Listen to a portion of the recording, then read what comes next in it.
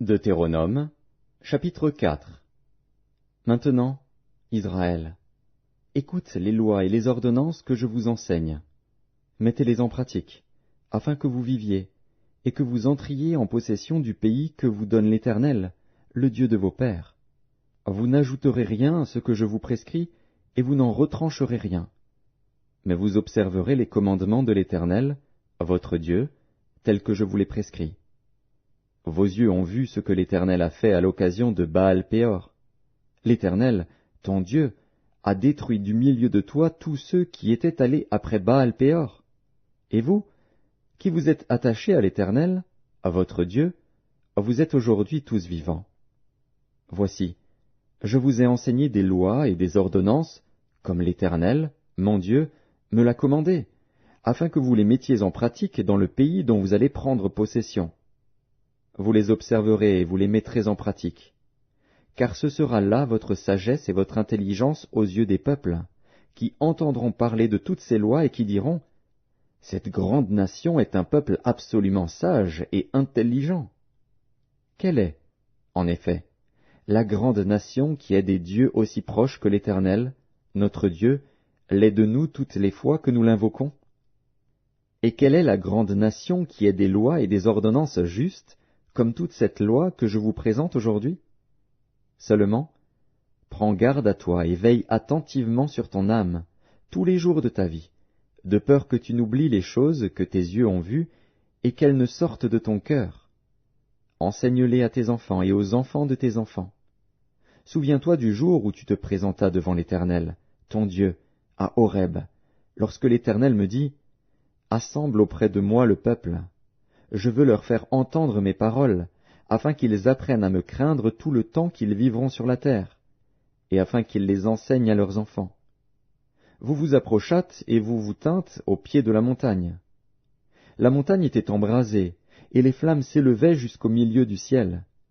Il y avait des ténèbres, des nuées, de l'obscurité. Et l'Éternel vous parla du milieu du feu. Vous entendîtes le son des paroles, mais vous ne vîtes point de figure, vous n'entendîtes qu'une voix.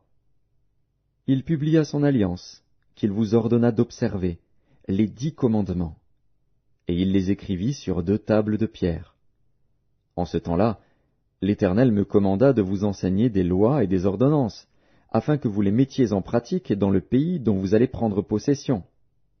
Puisque vous n'avez vu aucune figure le jour où l'Éternel vous parla du milieu du feu, à Horeb, veillez attentivement sur vos âmes, de peur que vous ne vous corrompiez et que vous ne vous fassiez une image taillée, une représentation de quelque idole, la figure d'un homme ou d'une femme, la figure d'un animal qui soit sur la terre, la figure d'un oiseau qui vole dans les cieux, la figure d'une bête qui rampe sur le sol, la figure d'un poisson qui vive dans les eaux au-dessous de la terre.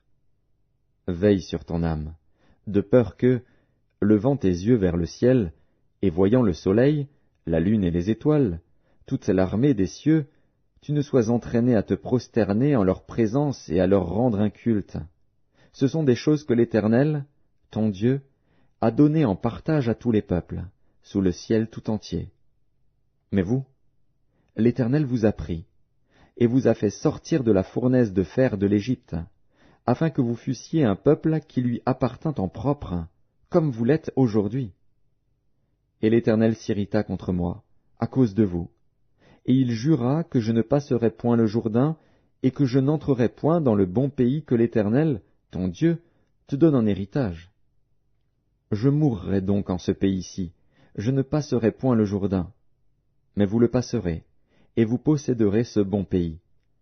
Veillez sur vous, afin de ne point mettre en oubli l'alliance que l'Éternel, votre Dieu, a traitée avec vous, et de ne point vous faire d'image taillée, de représentation quelconque, que l'Éternel, ton Dieu, t'ait défendu.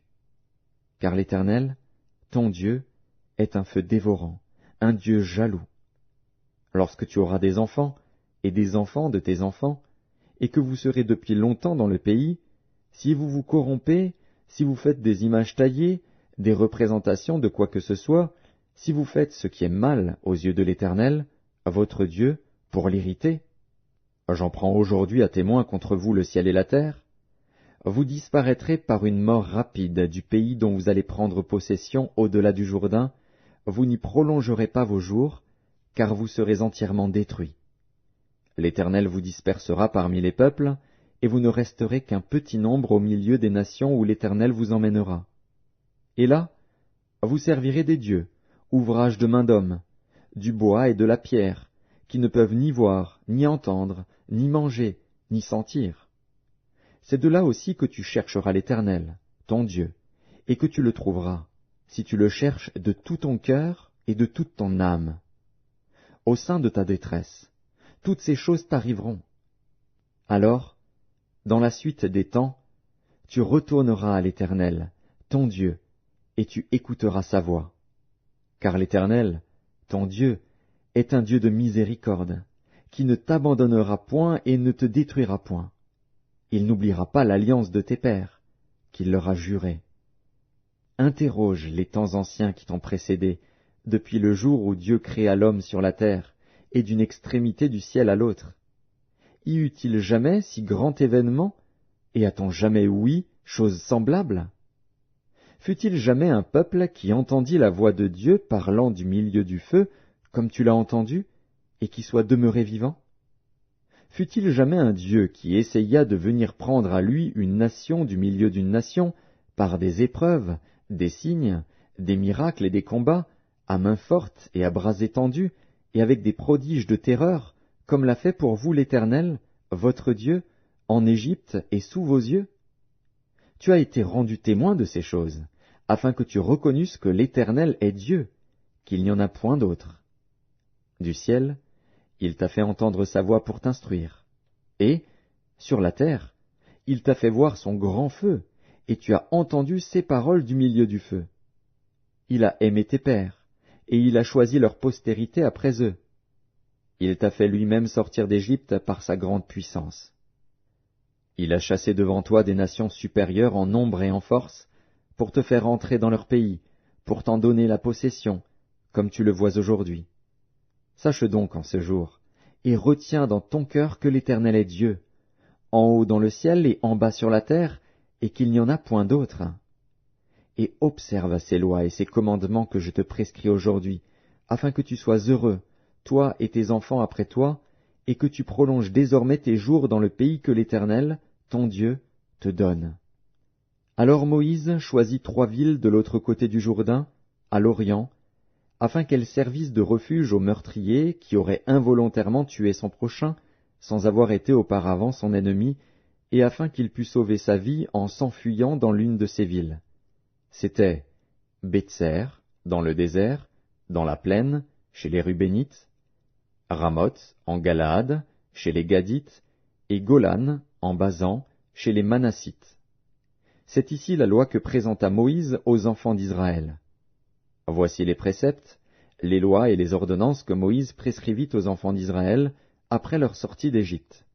C'était de l'autre côté du Jourdain, dans la vallée, vis-à-vis de Beth-péor, au pays de Sion, roi des Amoréens, qui habitait à Hesbon, et qui fut battu par Moïse et les enfants d'Israël après leur sortie d'Égypte. Ils s'emparèrent de son pays et de celui d'Og, roi de Basan. Ces 2 rois des Amoréens étaient de l'autre côté du Jourdain, à l'Orient. Leur territoire s'étendait depuis Aroër sur les bords du torrent de l'Arnon jusqu'à la montagne de Sion, qui est l'Hermon, et il embrassait toute la plaine de l'autre côté du Jourdain, à l'Orient, jusqu'à la mer de la plaine, au pied du Pisga.